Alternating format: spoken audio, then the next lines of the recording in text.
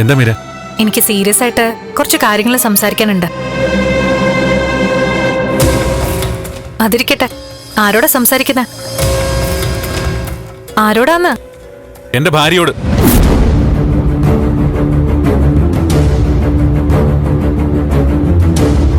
അത് കറക്റ്റ്.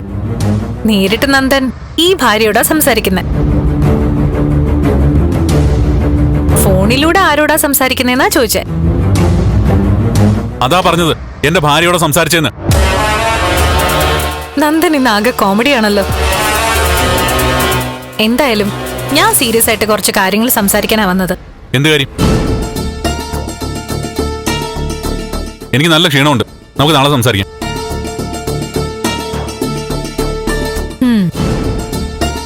ഞാൻ പറയാൻ വന്ന പ്രധാന കാര്യം ഇതാ. നന്ദൻ ഈയിടെയായിട്ട് വല്ലാത്തൊരു അകൽച്ച കാണിക്കുന്നു. ആവശ്യമില്ലാത്ത ദേഷ്യം കാണിക്കുന്നു.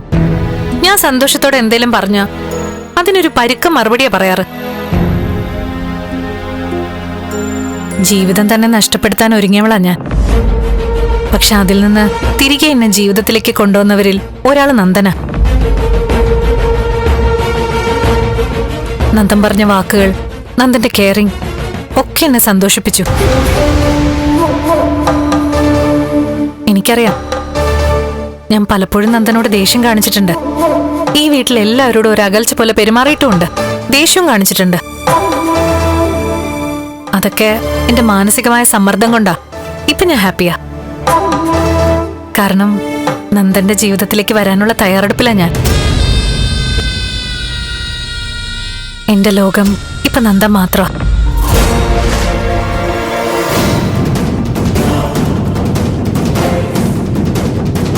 നന്ദനെ എനിക്ക് സ്വസ്ഥമായിട്ടൊന്ന് സംസാരിക്കാൻ കൂടി കിട്ടുന്നില്ല എന്നുള്ളതാ ആകെയുള്ള എന്റെ പരാതി.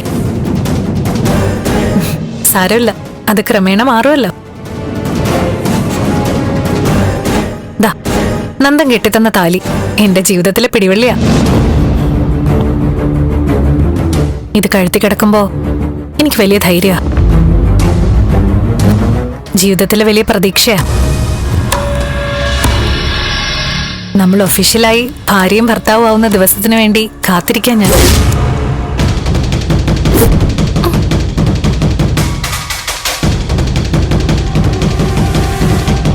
ഞാൻ ഇടയ്ക്ക് നന്ദനോട് കാണിച്ച ദേഷ്യത്തിനും വാശിക്കും ഒക്കെ ക്ഷമ ചോദിക്കുന്നു.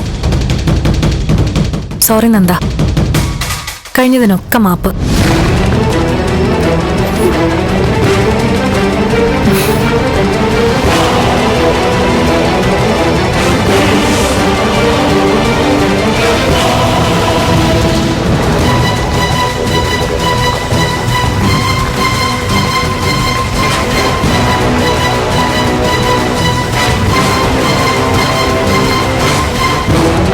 നന്ദു,